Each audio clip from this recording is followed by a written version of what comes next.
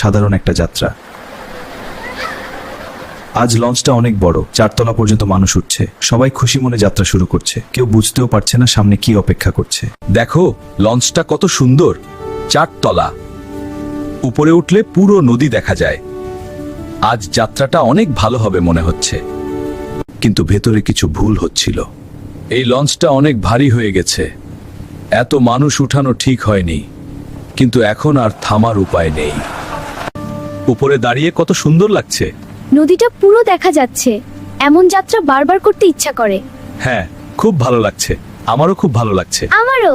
হঠাৎ নদীর অবস্থা খারাপ হতে শুরু করলো। ঢেউটা হঠাৎ বড় হয়ে গেল। লঞ্চটা কাঁপছে। মনে হচ্ছে কিছু একটা ঠিক নেই। লঞ্চের ভিতরে পানি ঢুকতে শুরু করলো। পানি ঢুকছে, কেউ দরজা বন্ধ করো। আল্লাহ, আমাদের বাঁচাও, লঞ্চটা ডুবে যাচ্ছে। ভয় ছড়িয়ে পড়ল। লঞ্চটা একদিকে হেলে যাচ্ছে। সবাই ধরে থাকো, কেউ পড়ে যেও না। আল্লাহ আমাদের বাঁচান। আমার বাচ্চাটাকে আগে নিয়ে যান, দয়া করে বাঁচান। সবাই উপরে উঠতে চেষ্টা করছিল। আমার বাচ্চাটাকে আগে নিয়ে যান, কেউ আমার বাচ্চাকে ধরে রাখুন। মৃত্যুর সামনে এসে দাঁড়ালো। হে আল্লাহ, যদি আজ আমার শেষ দিন হয়, আমাকে মাফ করে দিন। আমার পরিবারকে বাঁচান। কয়েক সেকেন্ডের মধ্যেই সব শেষ।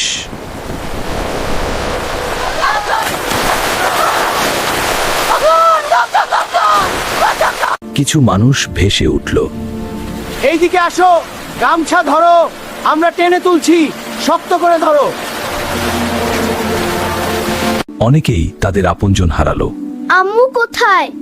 কেউ আমার আম্মুকে দেখছেন? আম্মু, আমাকে একা রেখো না। আমার ছেলে কোথায়?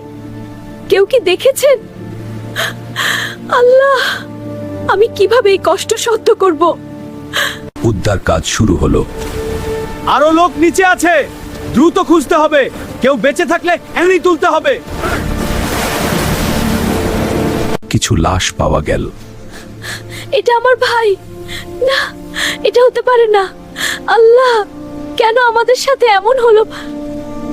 জীবন অনিশ্চিত, একটা মুহূর্তেই সব শেষ হয়ে যেতে পারে। তাই সব সময় প্রস্তুত থাকুন, আল্লাহর পথে থাকুন।